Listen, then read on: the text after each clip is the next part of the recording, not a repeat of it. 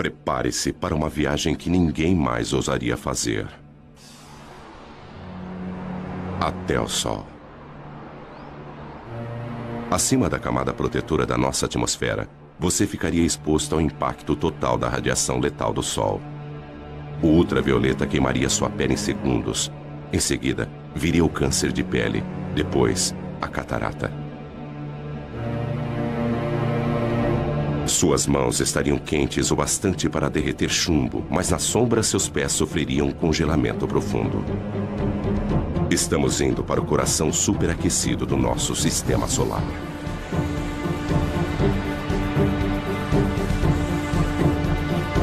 Aqui, forças invisíveis dão origem a arcos de fogo tão grandes que engoliriam a Terra.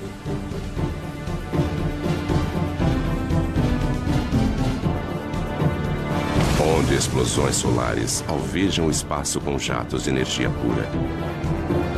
Se o nosso planeta Terra estivesse próximo de uma destas, seria vaporizado em segundos. Hastes de hidrogênio quente. Este prado vermelho é invisível para nós na Terra, onde ficamos ofuscados pelo brilho intenso que existe abaixo dele. Aqui, jatos de calor sobem e descem, cada um com o tamanho do Texas e com 1.600 quilômetros de profundidade. E ainda mais abaixo, em seu núcleo, a temperatura é de 17 milhões de graus centígrados. Mas o planeta Terra está à distância certa desse inferno. Enquanto outros planetas são congelados ou escaldantes, nós, a 150 milhões de quilômetros, estamos em uma zona confortável. Um pouco mais perto, e os oceanos ferveriam. Mais distante, e a Terra seria um deserto gelado. Sem esta usina de energia, em apenas alguns meses estaríamos cobertos de gelo. Nós devemos nossas vidas a esta fúria do Sol.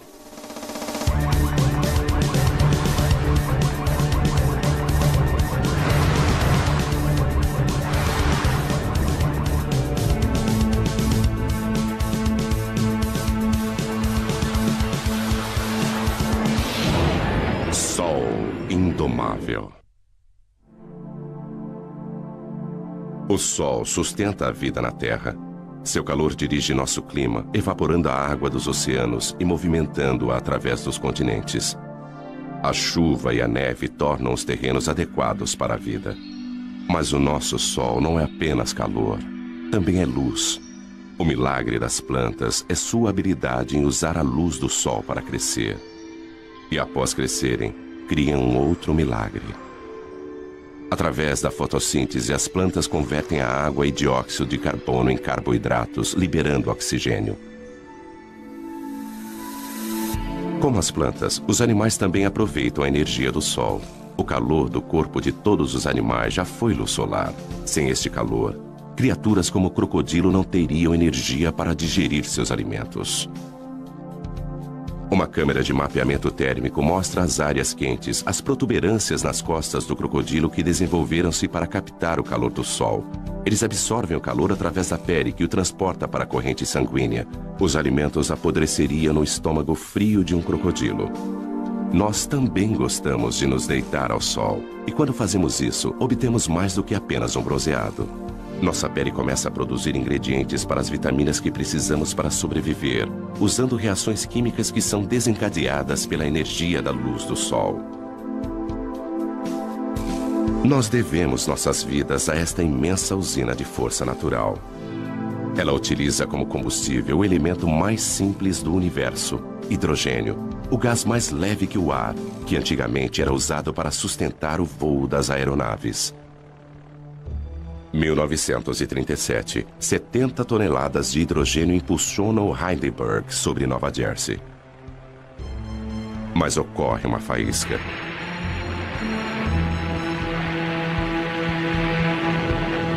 O gás se incendeia numa reação química.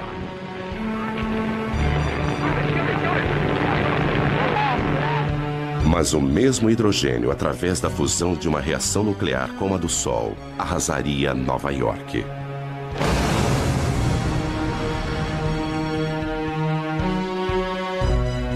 Por isso, o Sol é melhor observado a uma distância segura.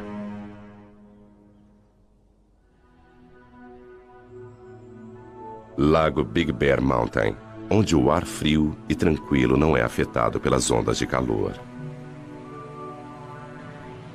O telescópio do Observatório Big Bear pode filtrar o brilho do Sol. Ele focaliza apenas uma frequência específica de cor. E um novo Sol é revelado.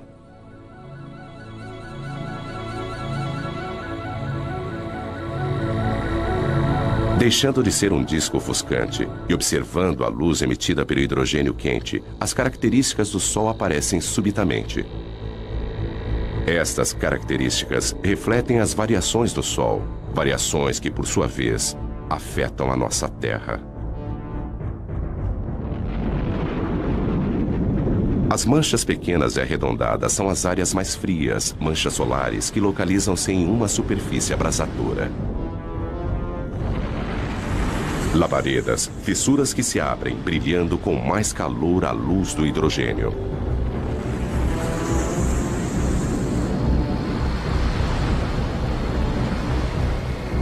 Estas manchas são algumas das áreas mais claras.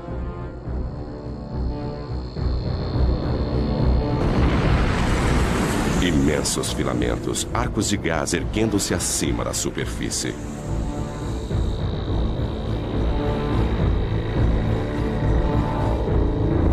Vistos de frente, eles são as linhas escuras que serpenteiam sobre a superfície do Sol. Estas mesmas características, quando vistas contra a coroa, são chamadas de proeminências. Elas curvam-se para o alto, grandes o bastante para engolir a Terra. Os segredos do Sol são revelados pelo alcance da radiação que ele envia para o espaço. Há muito mais na luz do Sol do que nossos olhos podem ver.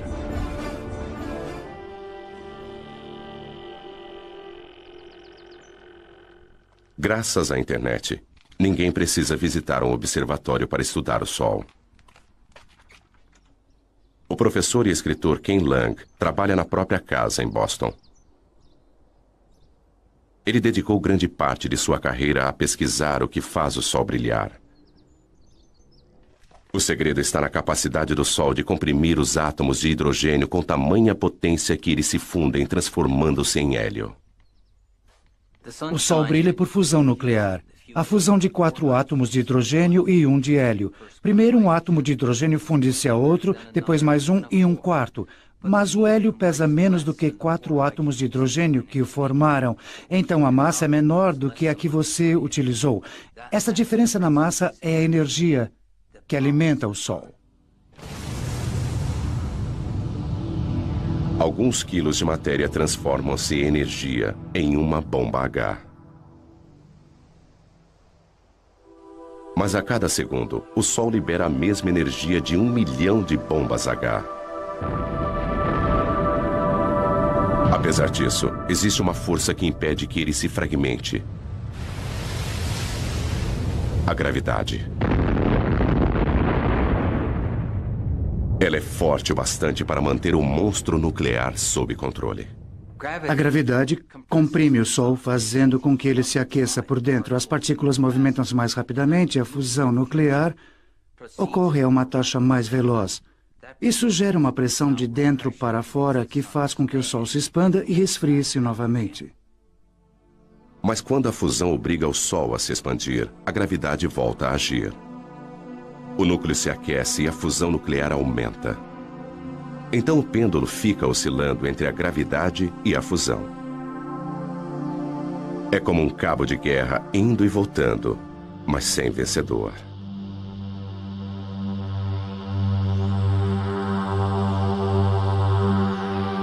Tudo começou há 5 bilhões de anos, quando a gravidade agrupou uma nuvem de poeira cósmica. No núcleo, tornando-se mais denso e mais quente, o gás e a poeira fundiram-se. Cometas disparavam na direção do Sol recém-nascido. Hoje, o telescópio espacial Hubble observa o mesmo processo acontecendo em todo o céu.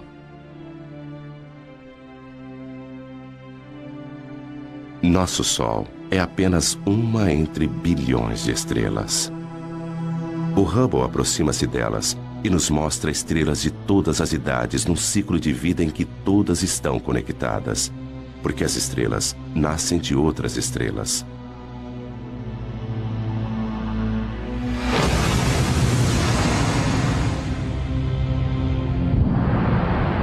Uma enorme estrela explode e enche o espaço com seus fragmentos. Os vestígios de sua morte unem-se aos destroços de inúmeras outras explosões. Estes resíduos vão se transformar nas sementes de novas estrelas. A nebulosa da Águia, o caldeirão da criação. Nuvens imensas de estrelas mortas há muito tempo. No seu interior, estrelas, planetas, talvez até mesmo vida, tudo isso esperando pela iminência do nascimento.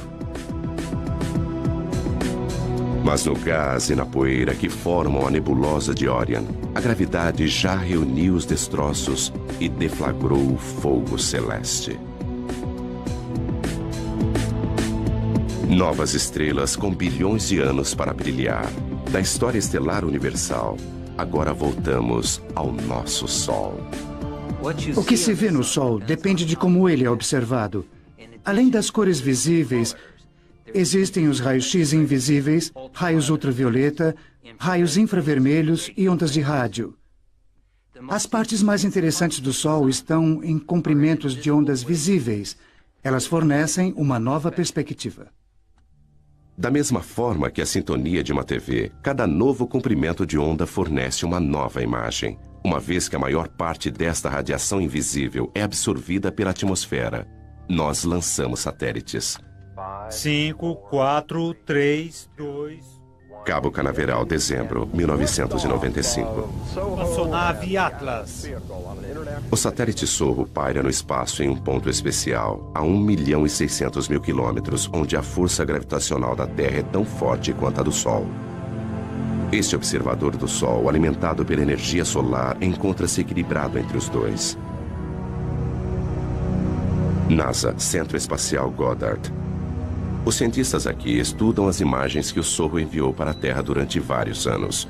Mas em 1998, o controle da missão perdeu estas imagens quando o Sorro girou em relação ao Sol e sua energia falhou. Tudo o que eles podiam fazer era aguardar e esperar que a espaçonave voltasse à posição de frente para o Sol. Lentamente, isso aconteceu. Imagens da galeria do Sorro. Se os nossos olhos pudessem ver a radiação ultravioleta, então a aparência do Sol seria mais ou menos esta.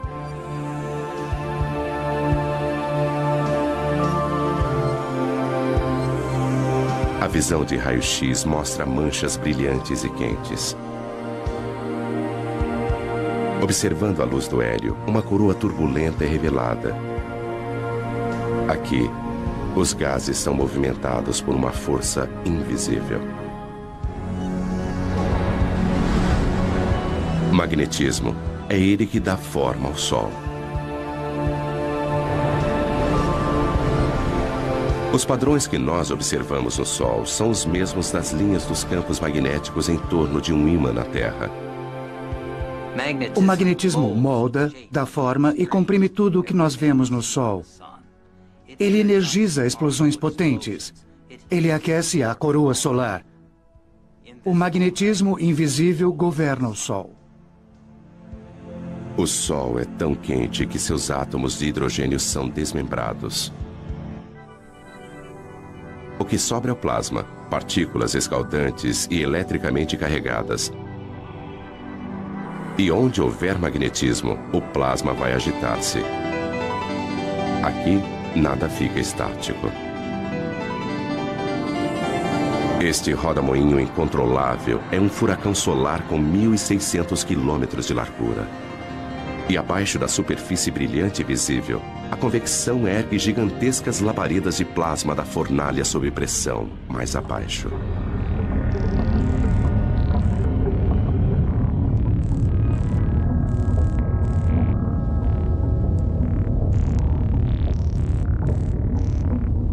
Ainda mais fundo, o plasma abrasador, prisioneiro do campo magnético, serpenteia em rios de fogo.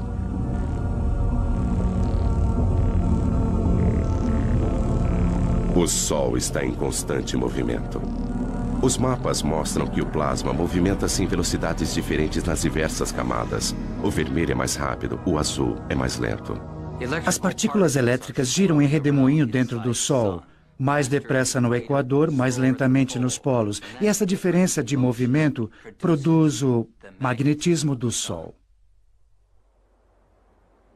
Isso pode ser estudado com o telescópio McMath.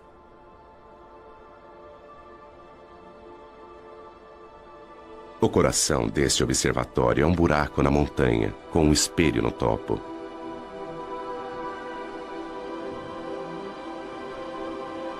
Don Jennings veio aqui para estudar o magnetismo do Sol. Apesar dele jamais alcançar a Terra, isso não vai impedi-lo.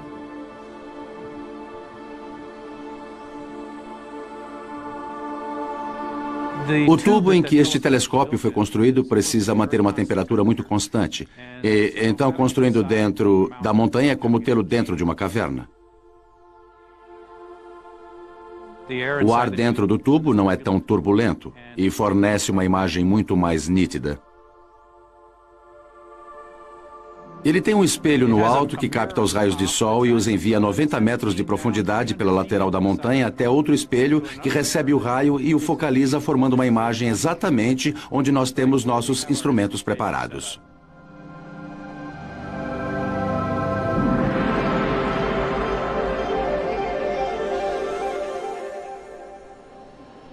É possível ver uma grande mancha solar.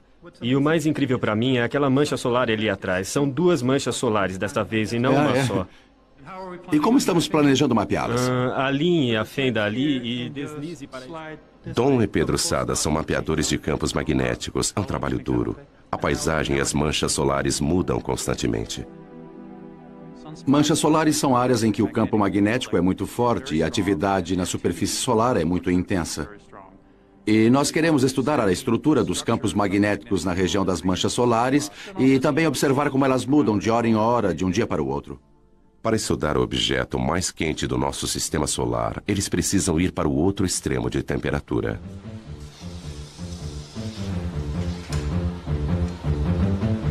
Nós precisamos encher nossos instrumentos com hélio líquido e nitrogênio líquido porque há um sensor dentro deles que precisa ser mantido a apenas alguns graus acima do zero absoluto a fim de operar corretamente. O que se vê aqui é um pouco do hélio saindo e formando vapor d'água no ar. Mas não se trata só de fumaça e espelhos. Há muita ciência séria acontecendo por aqui.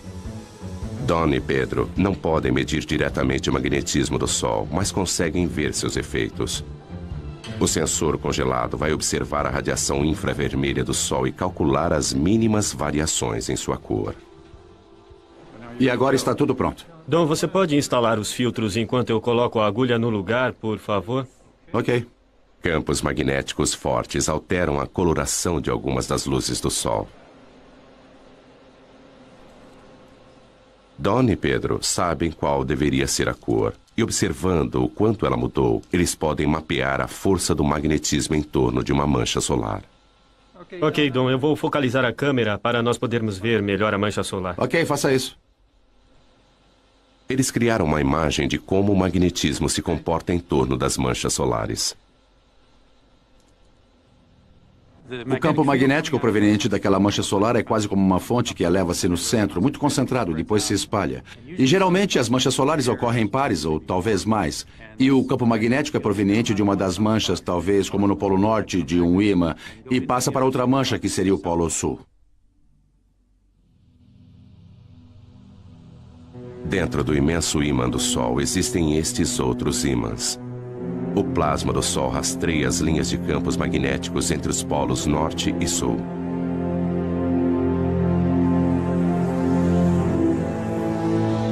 Quando o Sol fica mais ativo, o magnetismo é mais complexo. Então, a superfície é transformada em um tapete de agitação magnética. É isso que acarreta o surgimento de mais manchas solares. As manchas solares parecem escuras porque são mais frias do que o resto do Sol. As manchas formam-se onde o magnetismo é mais forte. O campo de força invisível desvia o calor em ascensão daquelas partes da superfície, tornando-as mais frias.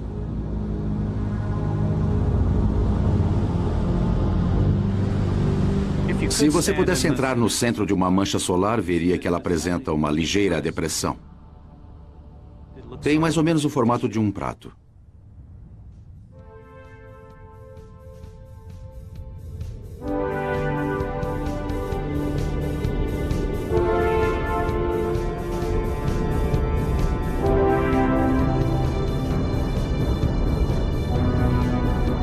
As linhas do campo magnético do Sol estendem-se para o espaço.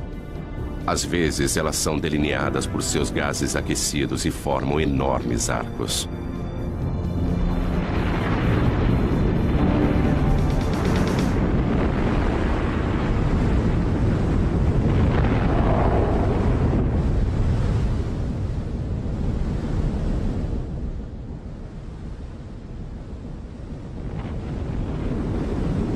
Estas são as proeminências. As linhas magnéticas agem como tramas invisíveis, atraindo o plasma para fora. Elas podem pairar sobre o Sol durante semanas.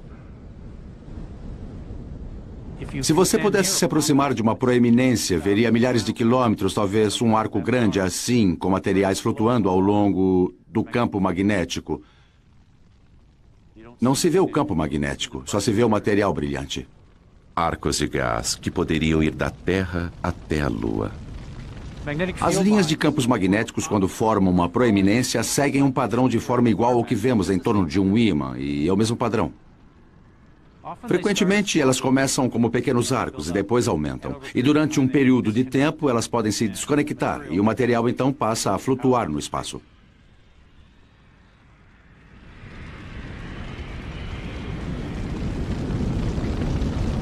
Um imenso estilingue solar lança longe milhões de toneladas de partículas.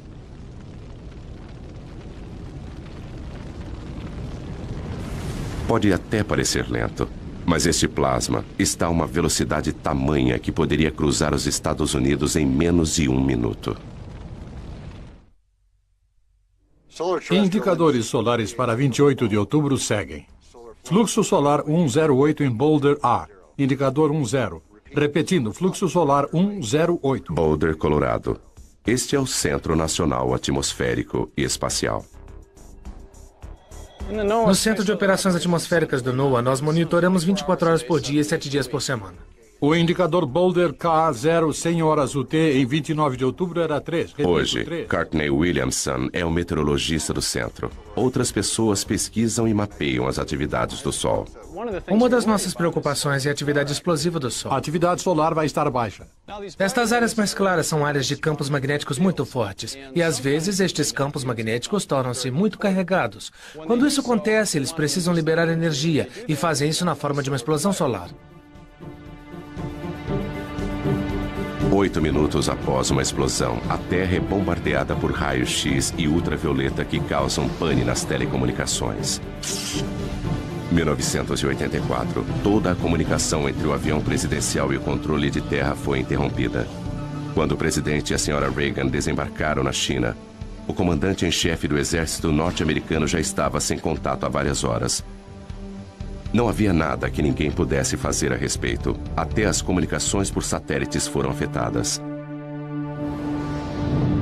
Em uma tempestade solar, raios de energia incineram a parte mais alta da atmosfera da Terra. O ar rarefeito se expande, trazendo para baixo satélites que normalmente estariam orbitando mais acima. Mas as explosões não são o único resultado. As proeminências podem parecer com arcos brilhantes na coroa do Sol. Mas quando vistas de frente, elas aparecem como faixas escuras e finas. E recebe um nome diferente: filamentos. As faixas escuras são os filamentos. Eles localizam-se na parte mais alta da atmosfera solar e às vezes são lançados pelo Sol. Quando isso acontece, eles seguem um vento solar e propagam-se na direção da Terra. O vento solar é um jato de partículas carregadas emitidas pelo Sol.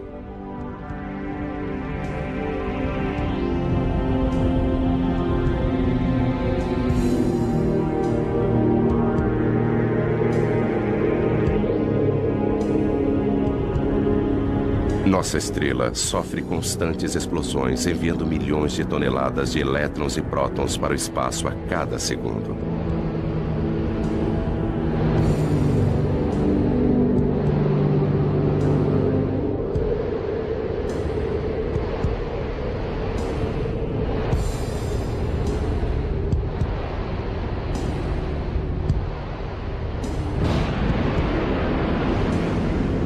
Nossa primeira pista para a existência desse vento surgiu há algumas décadas com os cometas. 1986, cometa Halley. Atingidos pelo calor do Sol, seu gelo e poeira cósmica evaporam. 10 anos depois, o cometa Hale-Bopp, visto com duas caudas. Uma delas, um rastro amarelado de poeira e detritos que cobrem a trajetória do cometa. A outra cauda é de um azul elétrico. É gás brilhante, são partículas carregadas e, como uma biruta, movimenta-se na direção daquele vento solar. Esta cauda sempre aponta para a direção contrária ao Sol.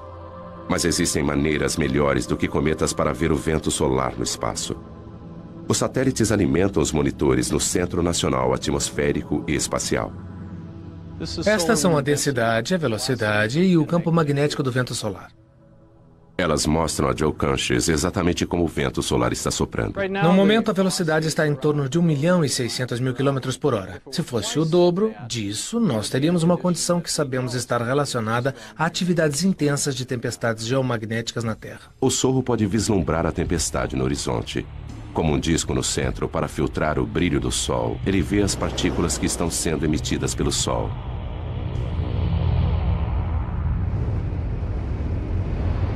Elas atingem o sensor da câmera e faiscam.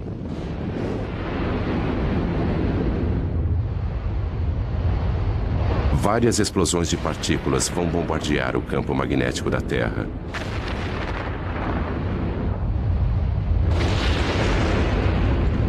Isso tem um preço, às vezes com consequências devastadoras para o planeta.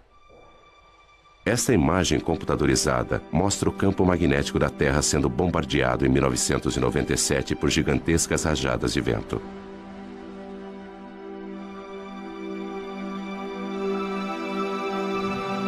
O campo magnético normalmente calmo, mostrado aqui em cinza, sacode violentamente conforme as ondas de partículas o atingem. Tempestades como estas podem derrubar nossas centrais de energia elétrica. As mudanças bruscas no campo magnético agem como um dínamo, gerando eletricidade nos cabos de alta tensão. Os circuitos falham ou queimam. Quebec, 1989. Esta manhã, 6 milhões de pessoas em toda Quebec acordaram na escuridão. Os funcionários da Hydro-Québec acham que o blackout foi causado pelo Sol. Escuridão em Montreal. Mas luzes para o resto da América do Norte.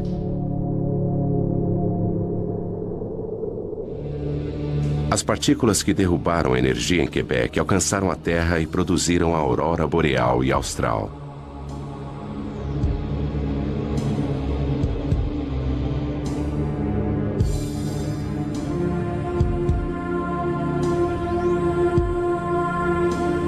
Elétrons em alta velocidade jorram pelas linhas de campos magnéticos da Terra. Como a eletricidade que faz brilhar uma lâmpada de neon, eles colidem com o oxigênio da nossa atmosfera. E brilham.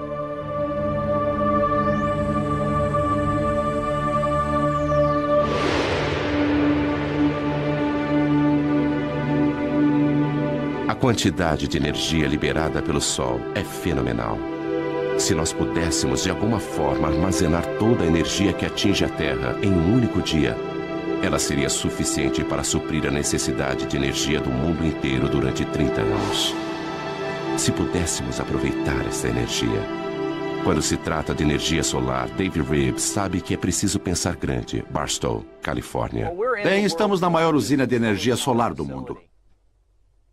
Dave tem mais de 1 milhão de metros quadrados de refletores. Nós produzimos energia suficiente aqui, na média, para cerca de 50 mil casas. Em seus gigantescos campos na Califórnia, apesar de não cultivar nada, ele ainda consegue ter uma colheita. Estamos recolhendo a energia do Sol, concentrando-a com esses refletores em forma de parabólica para um tubo central, onde temos um fluido que aquece e depois transporta esta energia em forma de calor para conversores de calor que a transformam em vapor.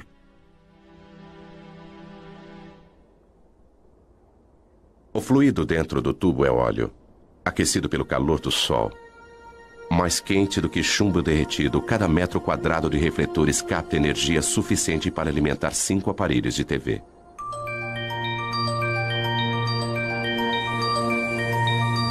Da luz do Sol, as luzes elétricas.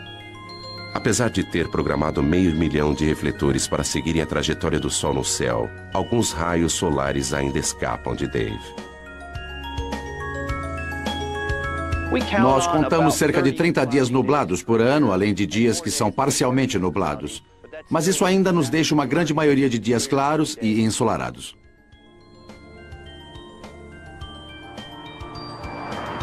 A energia solar jamais vai fornecer toda a nossa eletricidade. Mas por que tentar captar a energia de uma estrela a 150 milhões de quilômetros de nós? Algumas pessoas querem uma estrela um pouco mais próxima.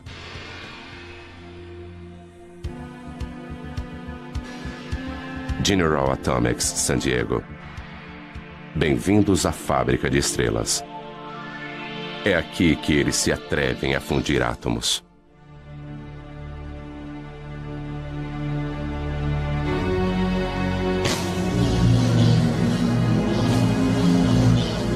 Em um certo sentido, nós somos como uma mini fábrica de estrelas. Nós produzimos algumas coisas muito quentes aqui, muito mais quentes do que qualquer outra coisa na Terra.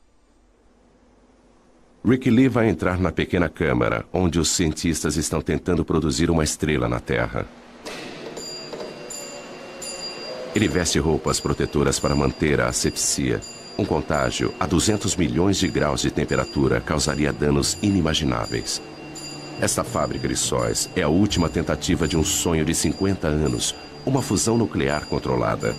É um monstro da engenharia. Tudo isso para tentar reproduzir o que o Sol faz todos os segundos de todos os dias. Apesar de ser um cientista, para embarcar nesse projeto, Rick precisou aperfeiçoar-se em uma arte. Bom, é meio apertado aqui. É como dar à luz. Mas se eu ficar de lado e for avançando por aqui... Espera. Girando um pouquinho... Colocando os pés aqui em cima e andando pela parede. Não é assim tão difícil. O Sol comprime os átomos juntos com a gravidade. Rick utiliza uma outra força.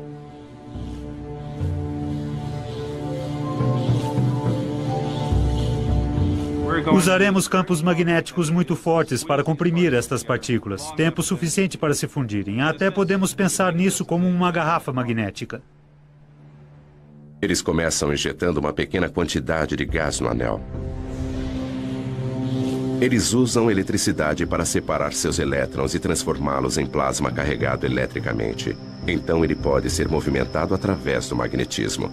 Vai encher quase até aqui. E depois nós vamos ligar os eletroímãs lá fora que vão produzir campos magnéticos para comprimir o plasma quente até esse tamanho, onde a parte mais quente, a parte mais densa, ficará assim do tamanho da minha cabeça. Mas apreender o plasma com magnetismo já foi comparado a segurar gelatina com elásticos. Atualmente, eles só conseguem manter a fusão por alguns segundos. É incrivelmente sedutor criar um Sol na Terra, porque o combustível, hidrogênio pesado, é barato. É uma variedade de hidrogênio que ocorre naturalmente na água do mar. Controlando a fusão, esta seria uma fonte barata de energia para as gerações futuras. Eclipse no Caribe. Uma coincidência cósmica. A Lua está com o tamanho e a distância perfeitas para encobrir o disco brilhante do Sol. Somente quando o Sol estiver completamente eclipsado é que será seguro retirar esses óculos especiais. Então, será possível observar a camada externa e secreta do Sol, a coroa. A Apesar de estar 3/4 encoberto, ainda é dia claro.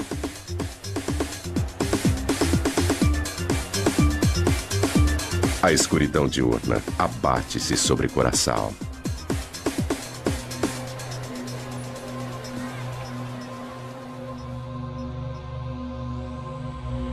A lua devora as últimas porções do sol. Falta pouco.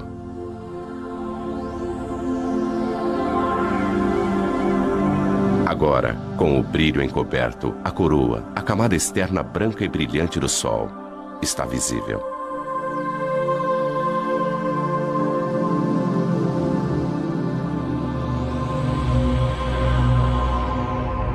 Surgindo acima do sol, um pontinho de luz.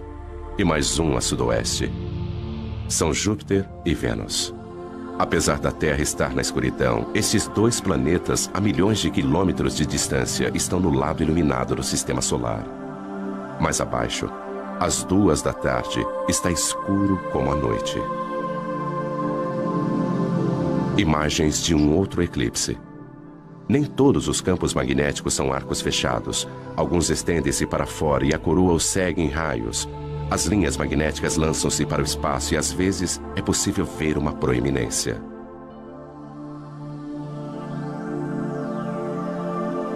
Do lado direito, uma coluna de gás aparece além da borda da Lua. Uma espiral rosada vista a olho nu apenas durante o eclipse.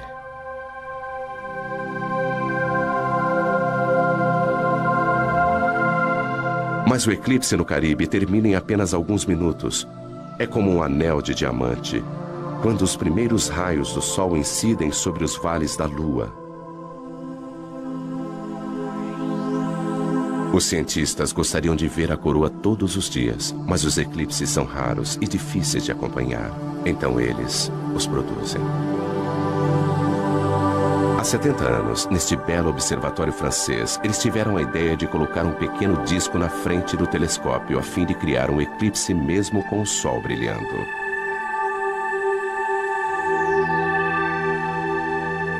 Eles observam o que acontece em torno da coroa do Sol. Durante 2 semanas, as proeminências aparecem e somem, e a expulsão de partículas enche a coroa e aumenta o vento solar. Isso dá ao Sol um halo avermelhado. Fora da nossa atmosfera, o satélite Sorro consegue uma imagem ainda mais clara. Combinando isso com uma imagem do Sol, nós podemos ver como a atividade na superfície lança partículas na coroa.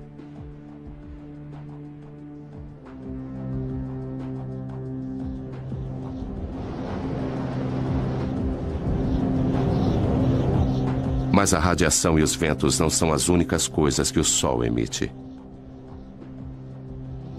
Partículas minúsculas, os neutrinos, jorram do cerne nuclear. Um subproduto da fusão. Eles são como o resíduo do escapamento de um carro, que podem nos indicar como o motor nuclear está funcionando. Sudbury, Ontário. O Observatório de Neutrinos Solares. Durante 3 anos, a mais de 1,5 km de profundidade, eles escavaram uma imensa caverna com 10 andares de altura. O coração do detector, onde eles esperam capturar alguns neutrinos, é um gigantesco tanque de água. Se nossos olhos pudessem ver os neutrinos, eles choveriam com mais violência do que a pior nevasca imaginável. Nada entra em seu caminho. Atravessar 2.000 metros de rocha não é nada para essas partículas.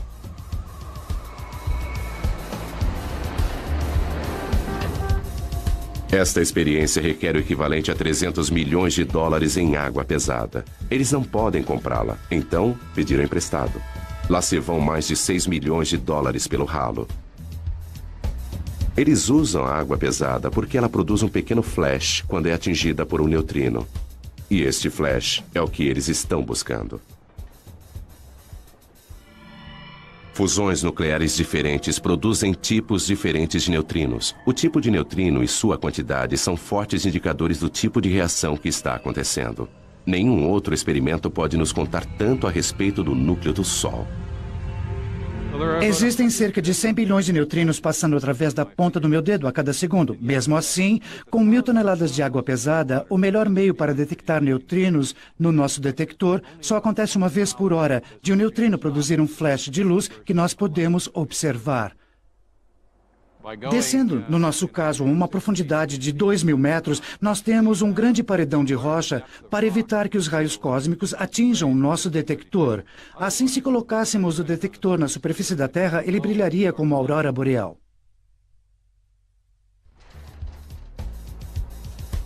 O caçador de neutrinos Duncan Hepburn trabalha em um observatório solar onde o Sol nunca brilha.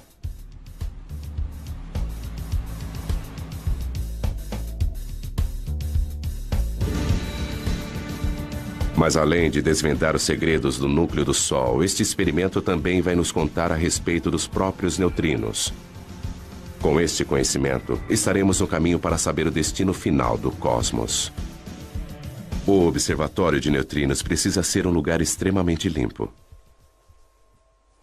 Tudo no mundo é radioativo, em certo grau, em níveis baixos. E a nossa defesa é manter o lugar extremamente limpo para que não caia nenhuma poeira no detector. Este laboratório subterrâneo é mais limpo do que uma sala de cirurgia. Duncan precisa se higienizar. Todo mundo que entra toma um banho. O mecanismo básico para detectar um neutrino é: ele vem do Sol, através de nossa Terra, para dentro da água pesada. Água pesada, mas os átomos de hidrogênio desta água têm um nêutron extra. Esse nêutron é o alvo. Quando é atingido por um neutrino, uma partícula de alta velocidade é liberada. Pense nisso como um jogo de bilhar e de repente nós veríamos uma bola correndo muito rápido. Ele produz um cone de luz azul. Portanto, em torno do tanque de água pesada, colocamos 10.000 sensores de luz que estão sintonizados para captar esta luz azul e contar sua incidência. Este cone de luz indica a direção de onde veio o neutrino. Este é um sinal muito valioso porque nós sempre podemos comparar com o lugar onde achamos que o Sol se encontra no céu naquele momento. Além de desvendar os segredos do Sol, o projeto Sudbury conseguiu nos ensinar muito, muito mais. A questão mais fundamental da ciência pode ser respondida aqui. Os flashes na água podem revelar quanto os neutrinos pesam. Sabendo disso, podemos prever o futuro do universo.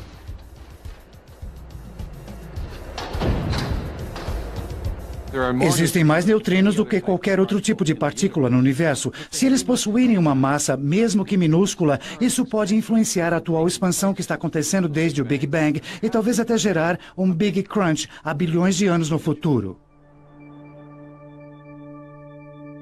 Mas qualquer que seja o fim do universo, a morte da nossa estrela acontecerá bem antes.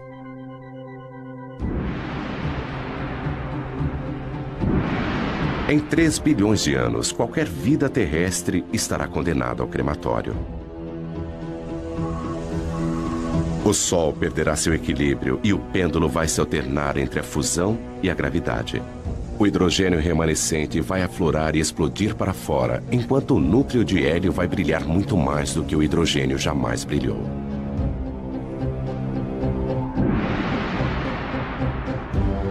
Com a expansão do Sol, os planetas mais próximos serão incinerados.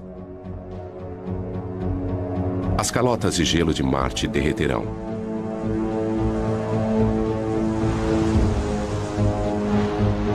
O Sol, maior, mas não tão pesado, perderá sua atração sobre os planetas e eles se afastarão. Rajadas de ventos escaldantes atingirão os planetas mais afastados. Saturno será desmembrado até o núcleo e seus anéis de gelo vão derreter e ser vaporizados.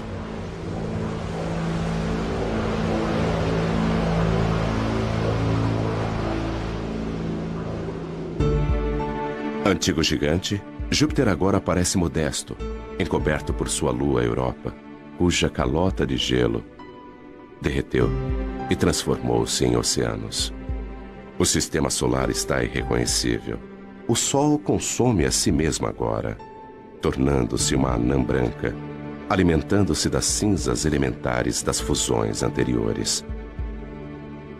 Em sua fase final, ele lança imensos jatos de poeira cósmica e os resíduos de sua morte alcançam muito além de seus antigos planetas. A ampulheta esgotou-se para o sistema solar. O Sol, que nutria e proporcionava vida para seus filhos, agora os devora. E ele lança suas cinzas ao vento cósmico para que sejam reunidas em nuvens e depois formar novas estrelas, novos planetas e talvez nova vida.